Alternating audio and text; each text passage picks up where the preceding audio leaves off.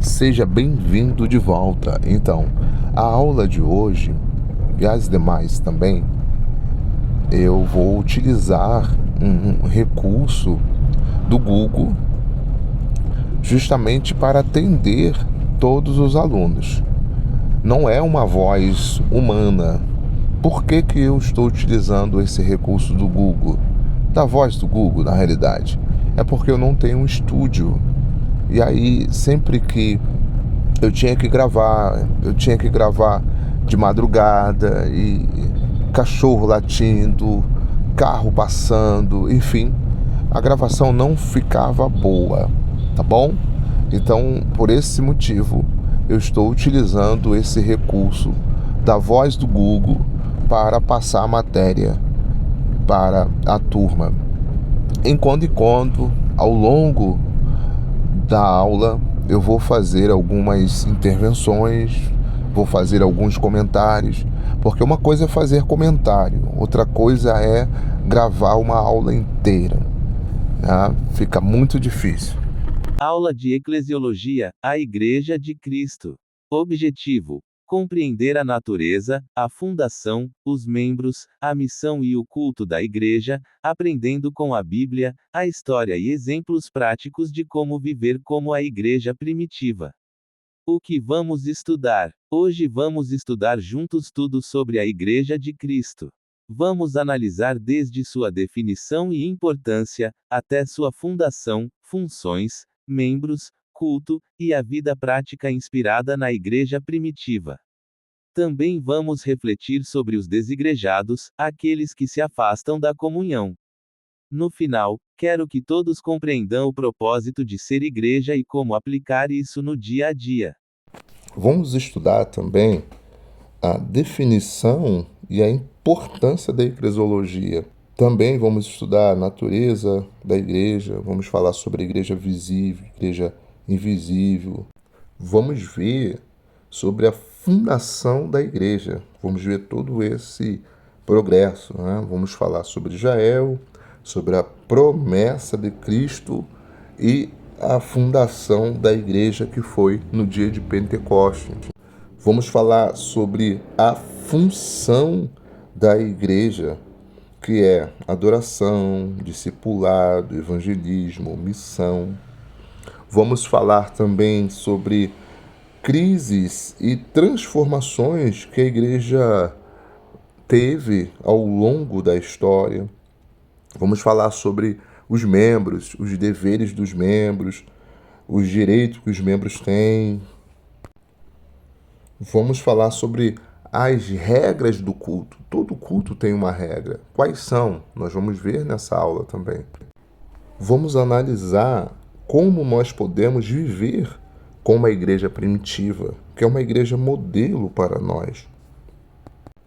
E por último, nós vamos refletir sobre esse movimento dos desigrejados. E vamos estudar sobre os perigos de nos afastarmos da comunidade cristã. Então é isso. Ouça, faça anotações. Se precisar perguntar alguma coisa, é só me perguntar, tá bom? 1. Introdução. Antes de começarmos, precisamos entender o que é eclesiologia. Eclesiologia é a parte da teologia que estuda a igreja, sua origem, propósito, missão e impacto. A igreja não é apenas um prédio ou um lugar de reunião, mas o corpo de Cristo, chamado para manifestar a presença de Deus no mundo. A Bíblia nos mostra o modelo da igreja primitiva em Atos capítulo 2 do versículo 42 ao verso 47. Diz assim: 42 E perseveravam na doutrina dos apóstolos, e na comunhão, e no partir do pão, e nas orações. 43 E em toda a alma havia temor, e muitas maravilhas e sinais se faziam pelos apóstolos. 44 E todos os que criam estavam juntos, e tinham tudo em comum. 45 E vendiam suas propriedades e bens, e repartiam com todos, segundo cada um havia de mister.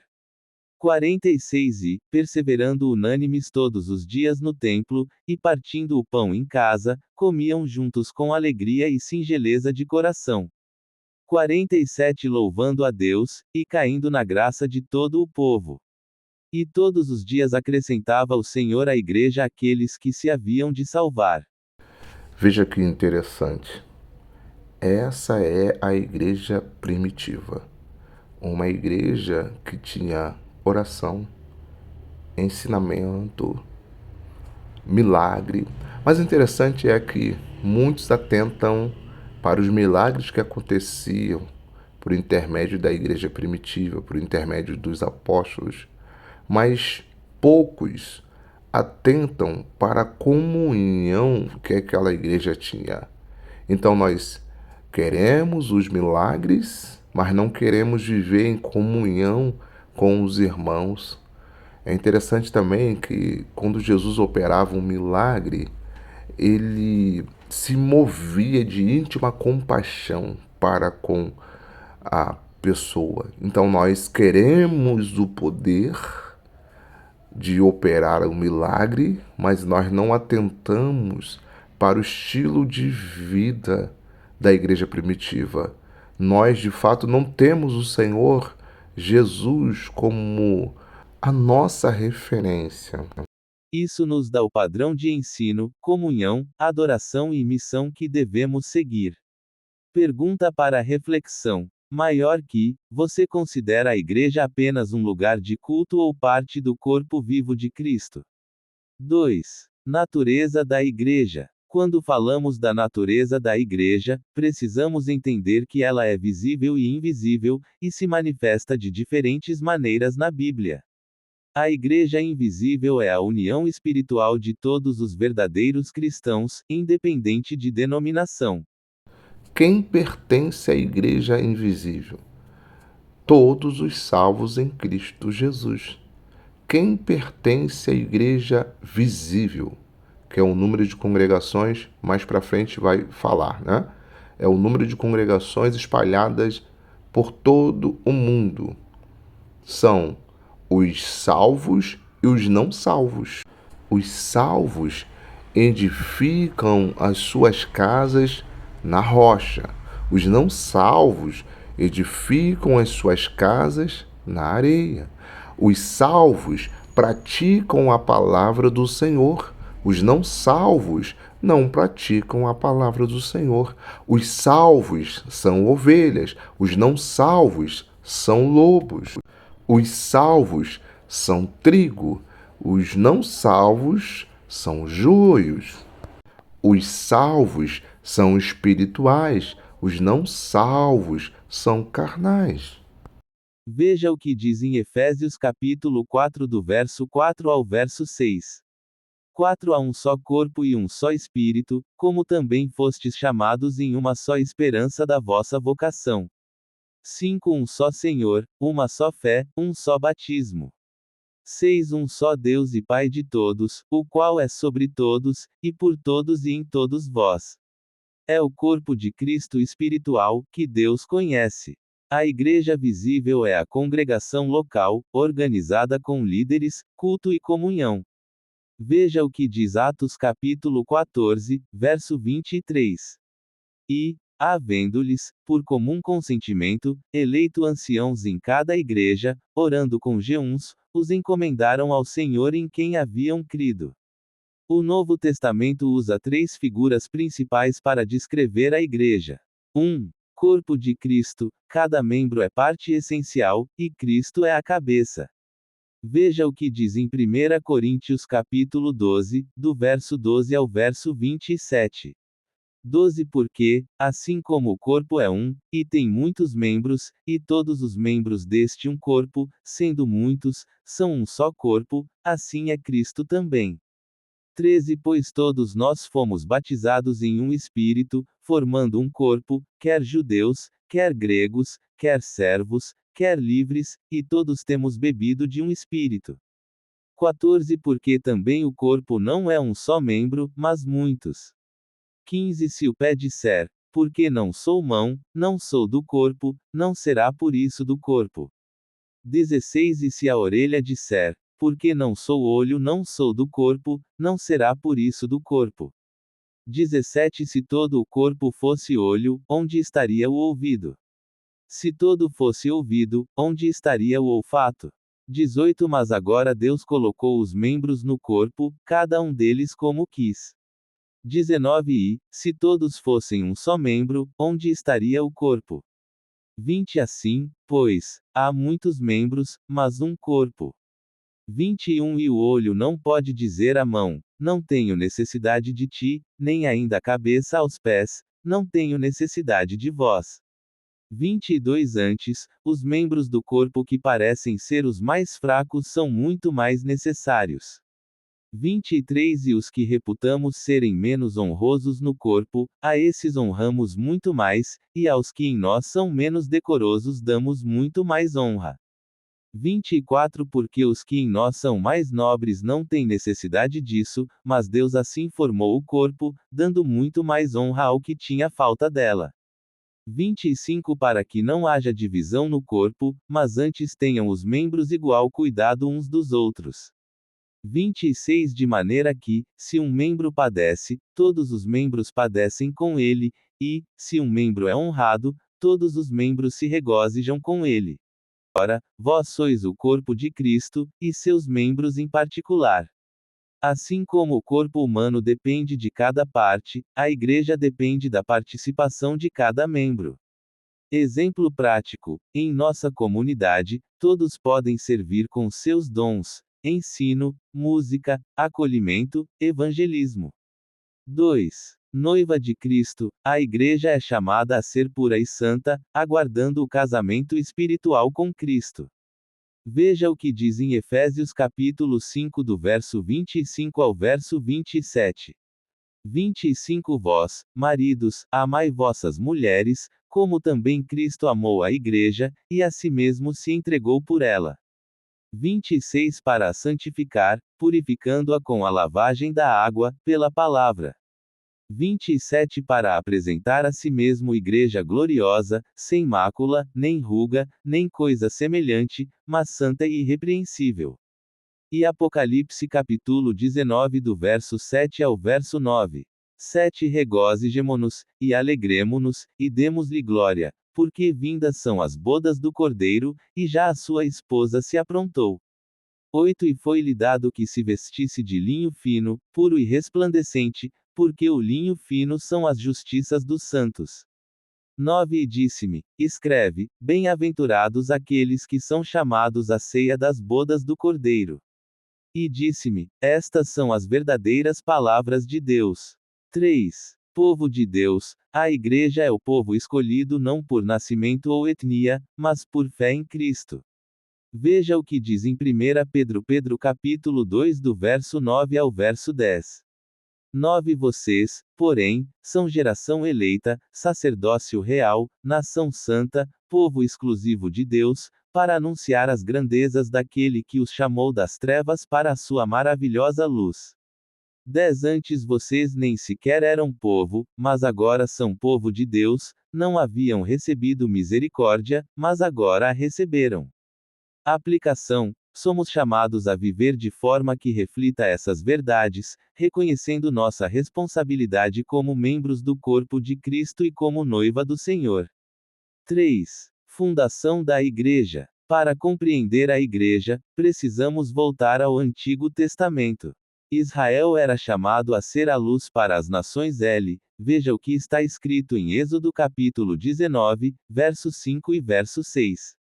5 Agora, pois, se diligentemente ouvirdes a minha voz e guardardes a minha aliança, então sereis a minha propriedade peculiar dentre todos os povos, porque toda a terra é minha. 6 E vós me sereis um reino sacerdotal e o povo santo. Estas são as palavras que falarás aos filhos de Israel. No Antigo Testamento teve congregação também, no Novo Testamento se chama eclésia, ou igreja. Israel era uma figura profética do que viria a ser a igreja em Cristo. Jesus disse, sobre esta pedra edificarei a minha igreja, Mateus capítulo 16 verso 18.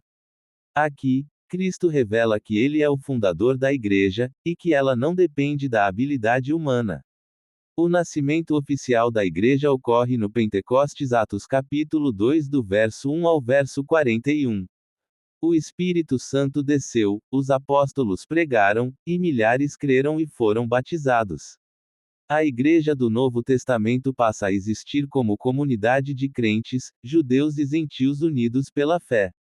Exemplo prático: assim como a igreja primitiva compartilhava recursos e cuidava dos necessitados, hoje podemos criar grupos de apoio comunitário, visitar membros enfermos ou em dificuldade, organizar estudos bíblicos semanais. 4. Funções da igreja. A igreja atua em 3 direções.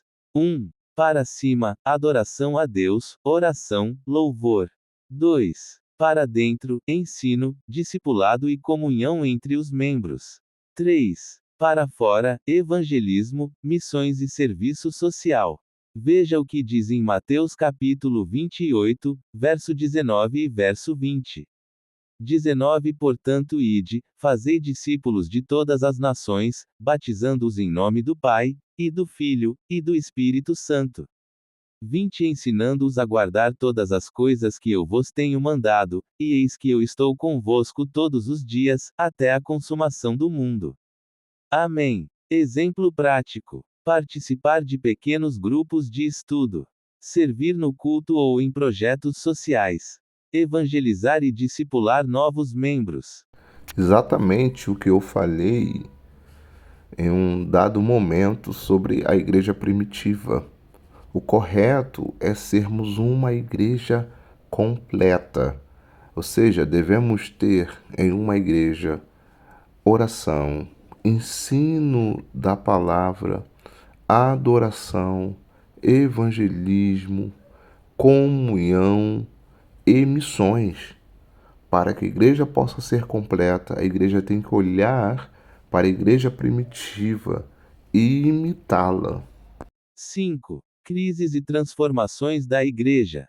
Quando nós estudamos a matéria História da Igreja, nós vemos como que a igreja foi perseguida severamente.